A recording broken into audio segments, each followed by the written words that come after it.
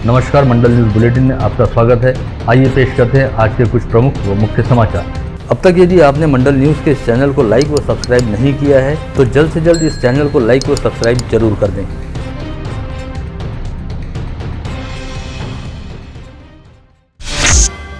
विदर्भ में बाघों की संख्या लगातार बढ़ती रहने के चलते उनके स्थलांतरण व अधिवास की समस्या पैदा हो गई है। ऐसे में व्याघ्र प्रकल्प के बफर जोन में बाघों के अधिवास के लिए जगह कम पड़ रही है, जिसके चलते विदर्भ के 5 बाघों का स्थलांतरण किया जाएगा और केंद्र सरकार ने बाघों के अधिवास के संदर्भ में संशोधन करने का निर्णय लिया है, जिसके तहत बहुत जल्द इन बाघों को किसी सुरक्षित स्थान पर ले जाकर रखा जाएगा। विशेष तौर पर चंद्रपुर जिले में बाघों का स्थलांतरण काफी गंभीर समस्या है। खासकर ब्रह्मपुरी परिसर के बाघ वणी, यवतमाल, गढ़चिरौली व उमरेड तक पहुंच रहे हैं, जिसकी वजह से इंसानों व वन्य जीवों के बीच संघर्ष बढ़ रहा है। ऐसे में ब्रह्मपुरी के बाघों हेतु नवेगांव, नागझीरा को सुरक्षित स्थान बताया गया है। यूं तो प्रतिवर्ष अप्रैल माह में तेज धूप पड़नी शुरू हो जाती है और पारे का स्तर ऊंचा उठने लगता है, लेकिन इस बार बारिश का मौसम गर्मी में भी पीछा छोड़ने के लिए तैयार नहीं है। विगत कुछ दिनों से लगातार बेमौसम बारिश हो रही है। कल शुक्रवार 7 अप्रैल को भी दोपहर तक अच्छी खासी धूप खिली हुई थी, लेकिन अचानक ही आसमान पर काले घने बादल छाने शुरू हुए और फिर आंधी तूफान के साथ झमाझम पानी बरसना शुरू हुआ। यह दौर देर रात तक जारी रहा। इस समय आसमान से बिजली की जोरदार चमक व तेज गड़गड़ाहटें भी सुनाई दी और कई स्थानों पर बेर के आकार वाले ओले भी गिरे। इस वजह से शहर से जिले में आम जनजीवन बुरी तरह से अस्त व्यस्त हुआ। साथ ही खेती किसानी का बड़े पैमाने पर नुकसान होने की खबरें हैं। कई स्थानों पर खेतों में खड़ी फसलें पूरी तरह से जमींदोज हो गई है और करीब 550 हेक्टेयर क्षेत्र में खेती किसानी का नुकसान हुआ है। वहीं आंधी तूफान की वजह से अमरावती शहर में 4 स्थानों पर पेड़ उखड़कर गिर पड़े। इसके अलावा तलेगांव दशासर के पास स्थित मलातपुर शिवार में महाप्रसाद जारी रहते समय गाज गिरने की वजह से एक युवक की गाज की चपेट में आकर मौके पर मौत हो गई। वहीं अन्य 2 युवक बुरी तरह से झुलसकर घायल हुए। इसी बीच यह जानकारी भी सामने आई कि बुल्ढाना जिला अंतर्गत खामगांव तहसील के अंबिकापुर परिसर में खेत में काम कर रहे चितौड़ा निवासी 40 वर्षीय किसान गोपाल कवले की आसमानी गाज की चपेट में आकर मौत हो गई। साथ ही तहसील के पलशी खुर्द में गाज गिरने से 8 बकरियों ने भी दम तोड़ा।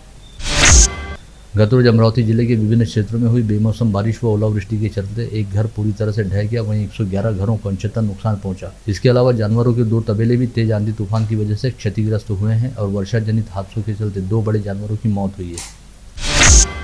जिले की सांसद नवनीत राणा ने जिले के नुकसान प्रभावित क्षेत्रों का जायजा लेते हुए इसकी जानकारी राज्य के मुख्यमंत्री, उप मुख्यमंत्री व कृषि मंत्री को देकर नुकसानग्रस्तों को तत्काल सहायता दिए जाने की मांग की। साथ ही प्रशासन को पंचनामे करते हुए राज्य सरकार के पास रिपोर्ट जल्द से जल्द भेजने के निर्देश भी दिए।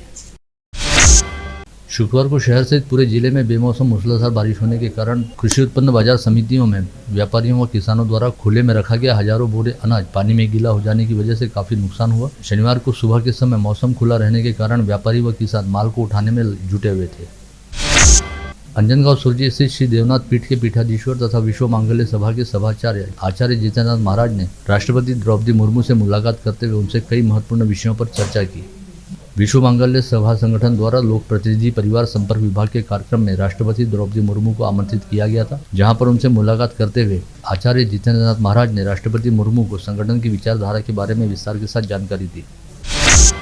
अयोध्या स्थित श्री रामलला विराजमान का दर्शन करने हेतु हवाई मार्ग के जरिए उत्तर प्रदेश की राजधानी लखनऊ पहुंचे विधायक रवि राणा का लखनऊ विमानतल पर आगमन होते ही उनके समर्थकों द्वारा जंगी स्वागत किया गया, जिसके बाद विधायक रवि राणा का काफिला अपने समर्थकों के साथ राम जन्मभूमि मंदिर के दर्शन हेतु अयोध्या के लिए रवाना हुआ।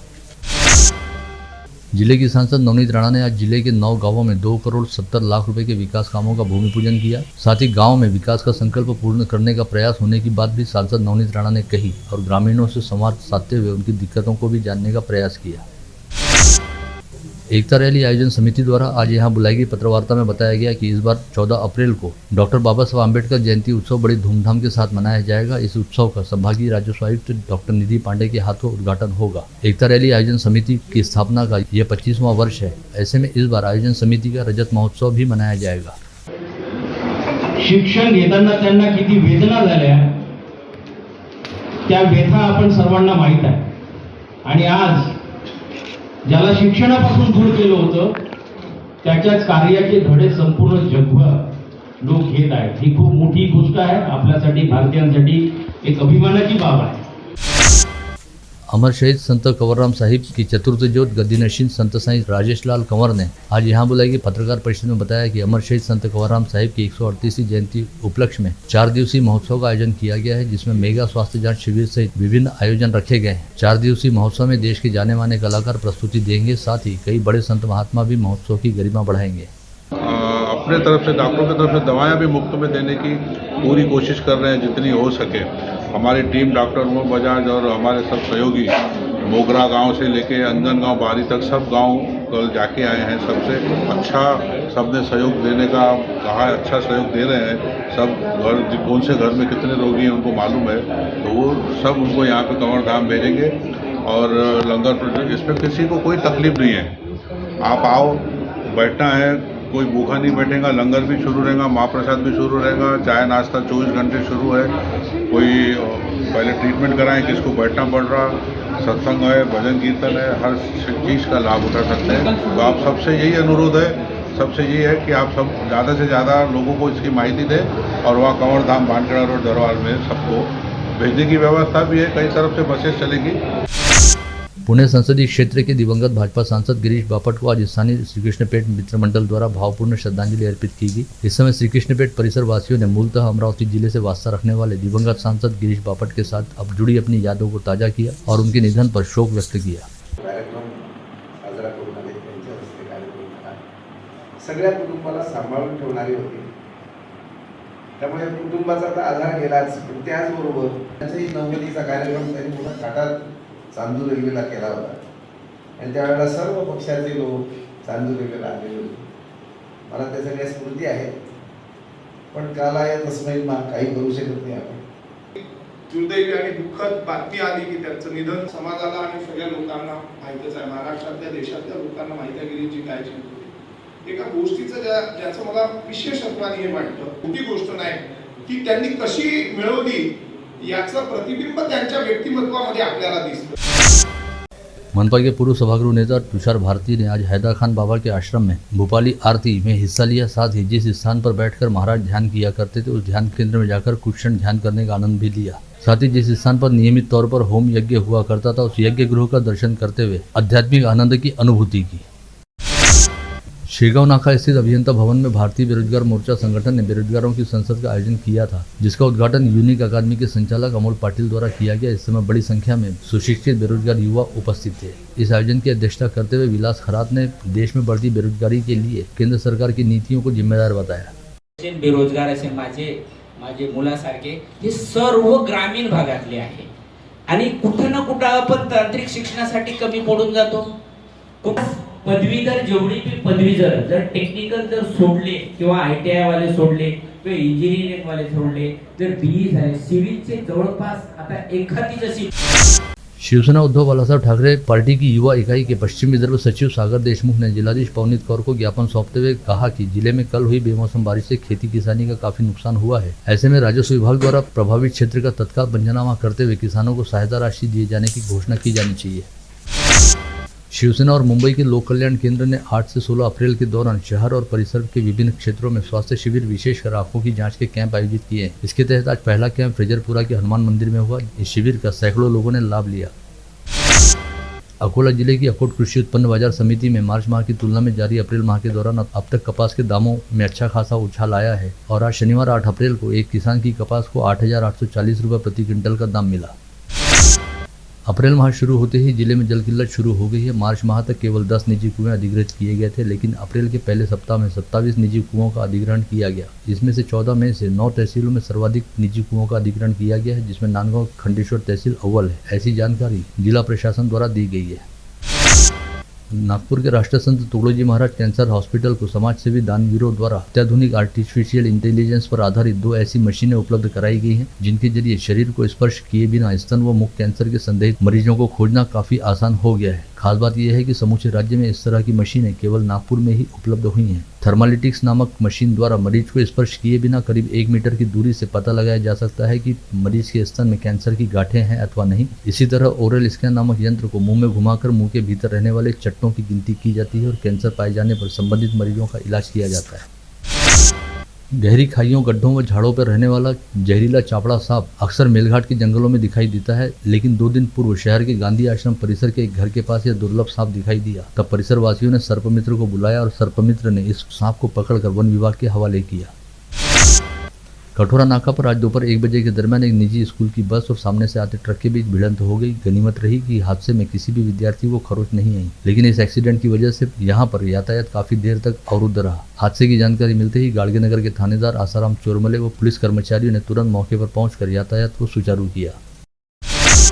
विगत दिनों आईपीएल क्रिकेट मैचों पर ऑनलाइन सट्टा खेलने के मामले में पकड़े गए 3 आरोपियों को 2 दिन के पीसीआर पश्चात फ्रेजरपुरा पुलिस द्वारा स्थानीय अदालत में पेश किया गया, जहां से अदालत ने पीसीआर की अवधि को बढ़ाकर देने से मना करते हुए तीनों आरोपियों को न्यायिक हिरासत के तहत जेल भेजने का आदेश सुनाया। इसी बीच पुलिस ने तीनों आरोपियों के घरों पर दबिश देते हुए उनके मोबाइल व लैपटॉप की पड़ताल की। पता चला है कि रोशन साहू के मोबाइल व लैपटॉप से अन्य कई सट्टेबाजों व बुकियों के नाम व मोबाइल नंबर पता चले।